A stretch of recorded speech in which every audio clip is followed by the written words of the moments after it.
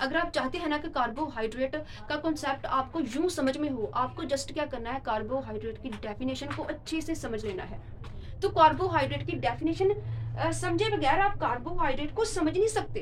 तो आइए फिर कार्बोहाइड्रेट की डेफिनेशन को अच्छे से समझते हैं, मतलब कार्बोहाइड्रेट को अच्छे से समझ लेते हैं।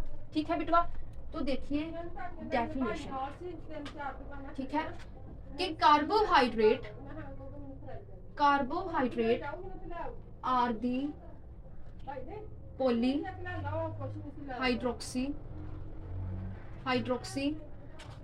एल्डिहाइड आर कीटोन विच, बिटवा पहले हम कार्बोहाइड्रेट की इतनी सी डेफिनेशन को समझ लेते हैं, फिर नेक्स्ट देख लेंगे डेफिनेशन को। ठीक है, यहाँ इतनी समझनी जरूरी है। पहले हम ये देख लेते हैं कि ये एल्डिहाइड है क्या या फिर ये कीटोन है क्या, क्योंकि बेसिकली डेफिनेशन में यही तो दो हैं जिनको अच्छे से समझना है, तो फिर इनको ही कर लेते हैं। ये एल्डिहाइड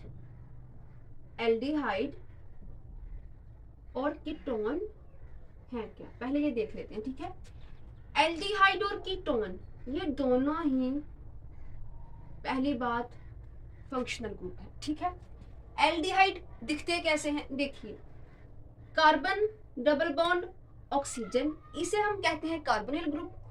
कार्बोनिल ग्रुप के एक तरफ R होता है तो दूसरी तरफ हाइड्रोजन होता है, इसे हम कहते हैं एल्डिहाइड फंक्शनल ग्रुप। ठीक है, कीटोन कैसा दिखता है, देखिए यहाँ पर भी कार्बन डबल बॉन्ड ऑक्सीजन, मतलब कार्बोनिल ग्रुप हो गया।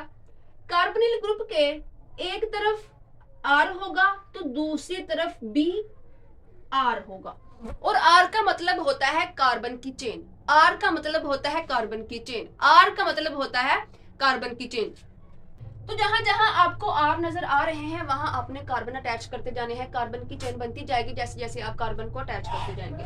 ठीक है बिटवा, ऐसे समझने की बजाय हम क्या करते हैं, हम कोई भी कार्बोहाइड्रेट लेते हैं और उसका स्ट्रक्चर यहाँ पर ड्रा कर लेते हैं। मशहूर जमाना कार्बोहाइड्रेट लेते हैं ग्लूकोज, और ग्लूकोज का फार्मूला ये रहा, तो यहाँ पर इसको ही ड्रा कर लेते हैं, इसको ही ड्रा कर लेते हैं। देखिए बिटवा जी, आर की जगह हमने क्या लगाना है, कार्बन की चेन। तो यहाँ पर कितने कार्बन है, 6, तो लगा दीजिए यहाँ पर 6 कार्बन, 1 2 3 4 5, और ये रहा छठा कार्बन, तो हमारे पास 6 कार्बन हो गए। ठीक है, नेक्स्ट, हाइड्रोजन और ऑक्सीजन को क्या हम इस फॉर्म में लिख सकते हैं, जी मैम बिल्कुल लिख सकते हैं हम। तो हमने क्या करना है, अब हाइड्रोक्सिल को हर एक कार्बन के साथ बॉन्ड करवा देना है, हर एक कार्बन के साथ आपने हाइड्रोक्सिल को लगा देना है, हर एक कार्बन के साथ हाइड्रोक्सिल को लगा दे। बचा क्या अब, हाइड्रोजन, तो बाकी कार्बन के साथ आपने क्या करते जाना है, हाइड्रोजन को अटैच करवाते जाना है। ठीक है, बन गया हमारा कार्बोहाइड्रेट। दूसरा देखिए,